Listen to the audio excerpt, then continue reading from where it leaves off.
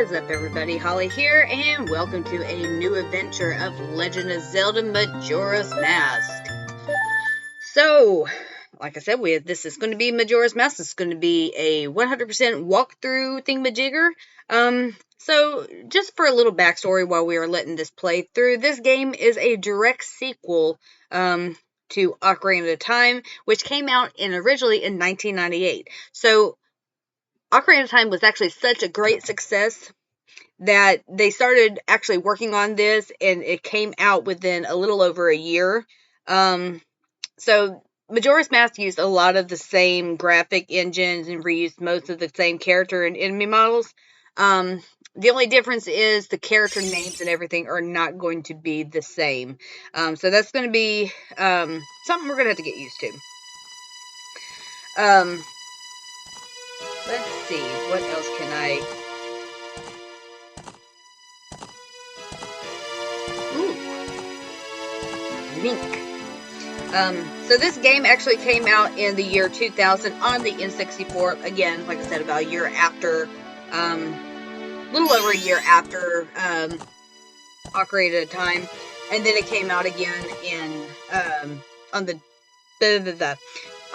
on the GameCube Collector's Guide, in 2003.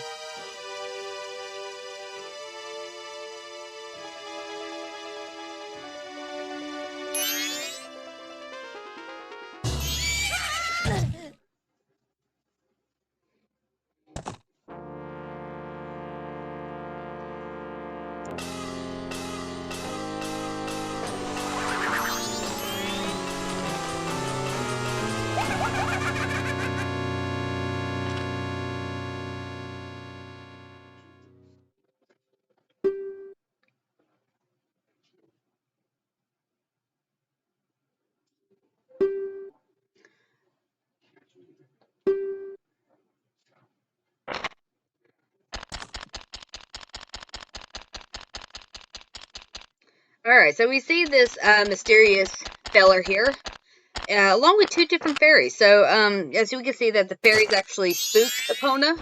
Epona being Link's trusty psychic, or trusty seed. So he gets knocked to the ground. Darn.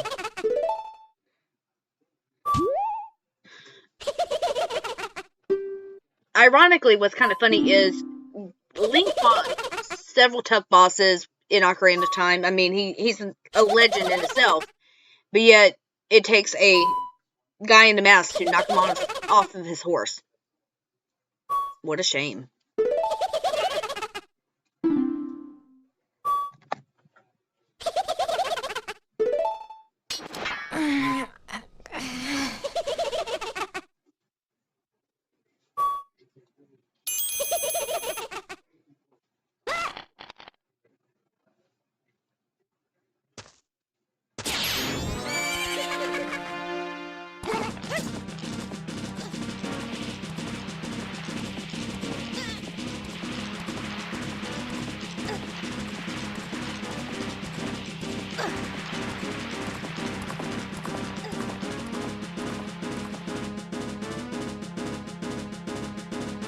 Okay, so we are fixing to get started, but another little tidbit here. So, as you can guess, this took place at the end of the Ocarina era, which means that just as soon as Link finished his adventures in the twisted world of the future, he laid the Master Sword to rest until another hero is actually needed to defeat people with evil hearts and such. So now he's returning to his childhood friend, and Link is a little bit on the lost side because he lost his friend Navi. So maybe he's looking for himself. He has an identity crisis or something. I mean, I don't know. So it never really was explained why Navi took off like he did, or she did in a sense. So, I mean, it could be her time was up after all that traveling and stuff like that. I mean, who knows? So this area here is maybe considered maybe linked into the Lost Woods. I mean, we'll never really know. Okay, so the controls are going to be about the same. You still have your same B to take out your sword and put it, A to put it away, and then you slash your sword around to get said items. So right now there's nothing for us to really get other than some rupees, which we're going to go ahead and get some of them. Next thing is, if you twist your control stick and press A, excuse me, not A, B, you actually can do a little quick attack there. Now I've got to figure out which way I'm going. Not that way. Obviously not that way. I want to know something really quick. We came from this direction. Now why is there a big giant wall there? I guess we'll never know. Alright, making your way onwards.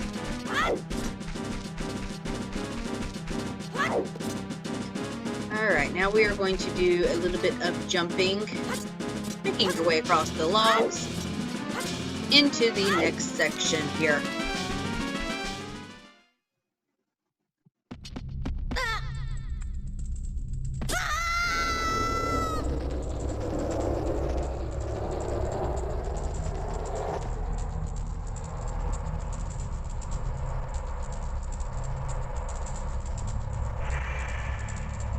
Alright, so we see Link falling with a screensaver worthy back from 95 in a sense. So with pictures that foreshadow that the upcoming game or the upcoming events of the game for whatever reason. Nice little colorful images at that. So Link ends up falling down on this lovely pink little flower here, and then we kind of get interrogated by the Skull Kid. Then he gets, Link gets taunt and claims that he got rid of his horse because he was racist.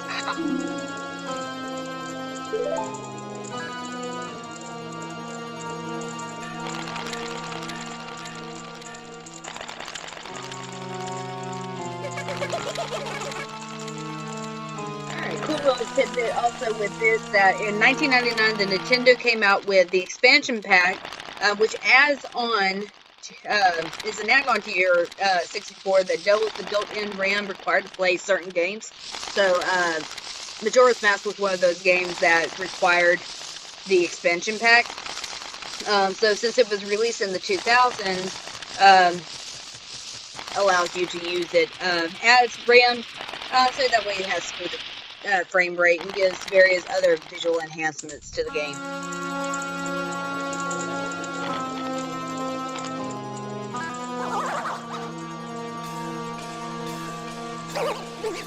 Alright, so now we are wearing this funky looking thing. Link becomes a Deku. In a sense, that's one of the creatures that's part of this race in this section of the game here. So he was cursed in a sense. So now we have to go chase after him and try to get turned back to correctly.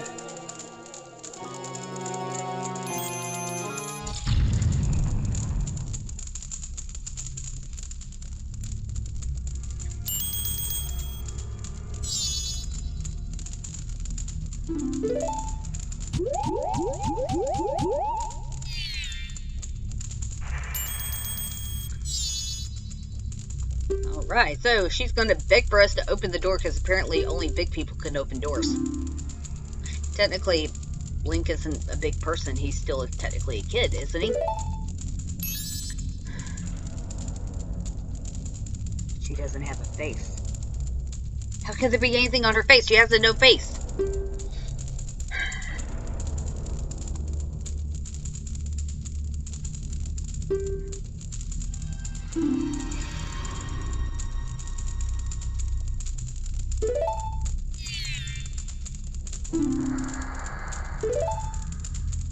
Alright, so for our little character here, using B, we do this lovely little spin attack here. Using the same R button, you can defend. And then obviously C for targeting. So, when you're ready, go ahead and approach the door, open it, and make your way through, where Tattle is actually going to come and stop us.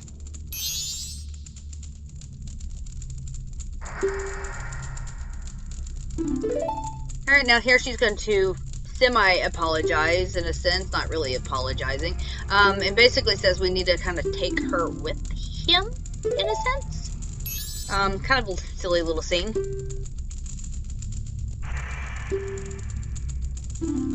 So, she says her name is Tattle, so, and her brother's name is Tail, so, Tattle, Tail. So the same concept with Navi, you're going to see the little up C button light up, so that way you can talk to her.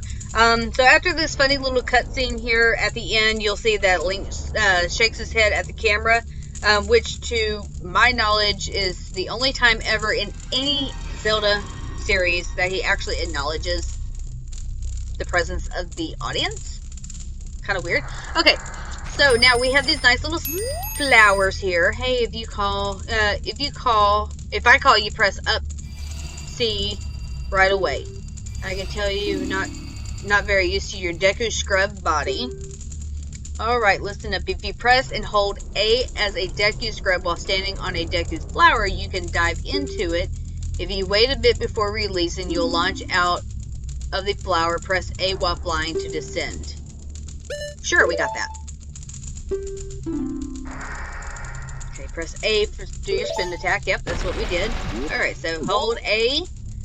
Okay, so now we're going to fly to the ledge across over yonder there, entering the door coming up. Alright, now we're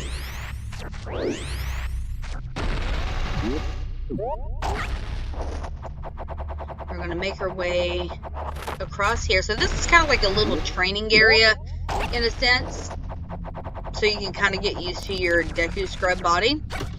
In this chest here is just some Deku nuts,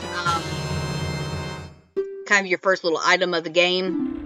Go ahead and get that, collect that, and we're going to make our way onward to the other half of the area.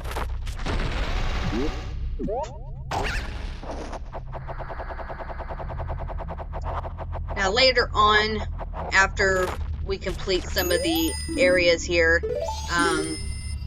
we'll be able to actually do like a little mini game in regards to these Deku flowers. So I liked it, but some people don't.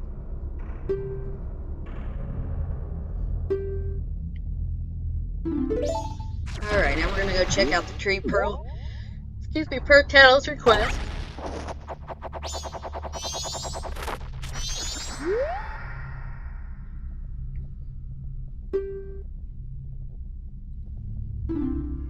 Alright, so keep that tree in mind. That's going to come into play later on within the game.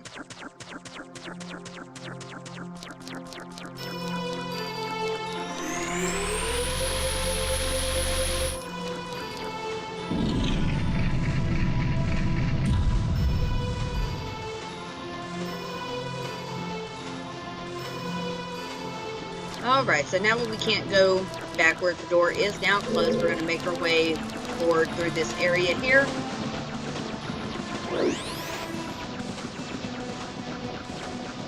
Alright, so go ahead and approach the door. So as you approach the door, you'll be interrupted by a strange character who suddenly pops up behind you. And you notice the happy masked salesman. If you remember, he was part of the game Ocarina of Time. So you see the Tattle kind of hides behind Link, maybe not wanting to be noticed.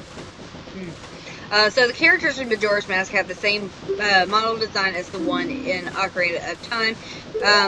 Though they're not the same characters, they're all separate people, even though they may look the same. Except for this guy, he's actually the same person. So apparently he actually knows Link back from Hyrule. And he knows him well because he saved Hyrule. So now he's actually going to get blackmailed, in a sense. He's going to say, if you can get my precious mask back, I will change you back. That's pretty not so cool of blackmailing people. I mean, come on now.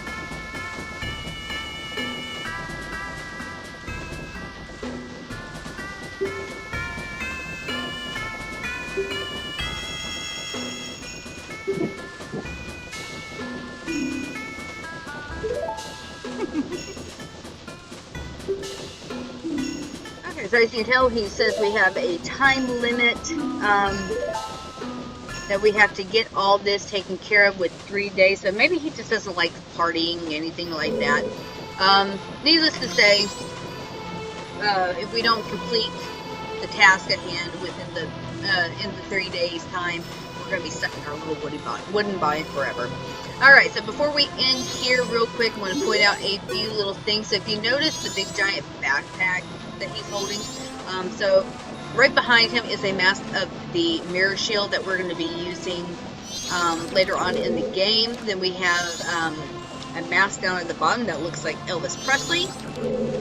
Clearly a Mario mask at the back here, and then also kind of hard to tell, and I'm not exactly sure if that's what it's supposed to be. It looks like a Falco Lombardi mask at the bottom of his bag. So anywho, folks, that's going to be it for this episode. Thank you for joining me, and I will see you in the next episode of Legend of Zelda Majora's Mask. Take care, folks.